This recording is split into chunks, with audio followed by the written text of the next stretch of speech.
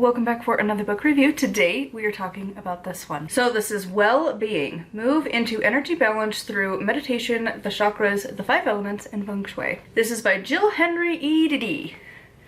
I don't know what this degree is, but it made me laugh because it's like Ed. I know, I'm a child. So anyways, this book. So briefly, this book seems to be much more of a new age styled book with a heavy emphasis on meditation. There's some other things in here, but the main point is various types of meditation. I would rate this a 4 out of 5 star. And I know, you're like, but you, what? Like, normally I don't love meditation books. However, this book actually was surprisingly very well for a meditation book. It didn't actually feel like a lot of them needed to be guided meditations. It was very much telling you how to do the things, and it was just really well written. I would say the intended audience for this book is anyone who's interested in a bit more of the Eastern traditions, where you've got, again, feng shui, the different element system. I think it's the Chinese. I feel like it's Chinese elements. I could be wrong. But where instead of air, it is wood, and we have metal instead of like spirit. It's not necessarily where they exactly fit in. They do their own things. The elements are quite different, but the 5 that do not include air and spirit. And then of course you also have the chakra system, a little bit of yoga. There's a lot of stuff in here, but it doesn't really feel very like religious in any sense. It's very much more like just a practice, and she talks about it all the time in this book. It is heavily mentioned for it being meditation, but it's like these different concepts and how they work for just existing, not necessarily tied to any religion. But like the main consensus across the whole book is meditation. When I buy this book, probably I was actually genuinely surprised to like this, and to be honest, this cover is gorgeous. It's so simple and yet so pretty. This is one you can just display and be like, look at it. Look at the pretty.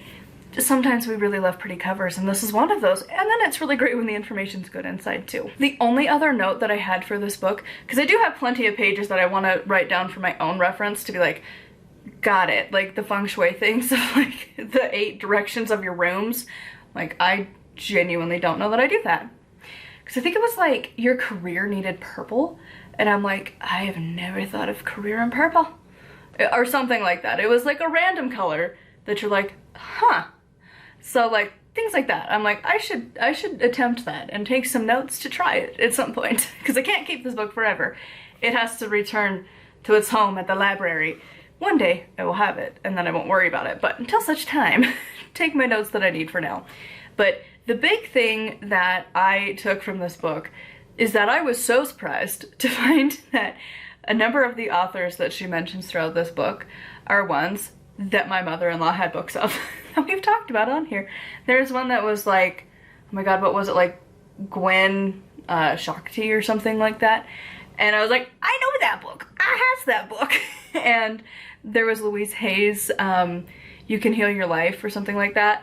And I'm like, I have that too. Those are both from my mother-in-law's collection. And it was wild to be like, oh my god.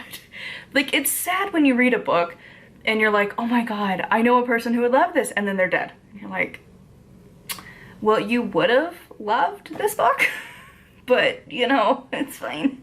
Like, it's a weird experience, and I have that more and more as more and more people that I know die, that you're like, damn, you could have left this book. And you can't really, like, the most you could do is like set it in their place or on like a spot in the ancestor altar, and that's about it. It's just not quite the same as being able to hand them a book that's like, this could help your life, but you don't have a life anymore, so like it's a weird experience, and it's kind of sad, but it was interesting. And I'm like, well, my mother-in-law would have probably liked this book, and I know my mom would love the cover because she loves hummingbirds. But yeah, that was the only like other random note that I wanted to mention that's really not related to the book, but it kind of was. It was just interesting that it was like, oh, my mother-in-law has those books. I know those books. Because I don't know that I would have ever grabbed them on my own, but because my mother-in-law had them, I'm like, might as well. We own them. I should read them. And then they're mentioned, so it's like, I know what you're talking about. Because I did love it for the most part, and then it went derailing on the first one. And then Louise Hay's, again, I love it for the most part, but then there's some parts of it, like, I'm just not a big person in forgiving. I come from a long line of grudges. I'm good to continue that one. I'm just not a big fan of the whole forgiveness thing. But anyways, I would love to know your thoughts on this book in the comments down below. As always, a huge thank you to my patrons. If you want to support me and get access to exclusive content, including my audiobook, it is going up this week. The first section will be going up on Thursday for Path of a Witch. And of course I have other content going up on Patreon all the time. So if you want to check it out, it is patreon.com/tightwillowcrafts. Path of a Witch is now available if you would like to get a hardback, a paperback, or an ebook. They are linked down below in the description of this video, as well as my other witchy book I have written, The Death Journey. And until next time, make sure to like, comment, and subscribe. I post every single day. And until next time, thank you so much for watching, and blessed be.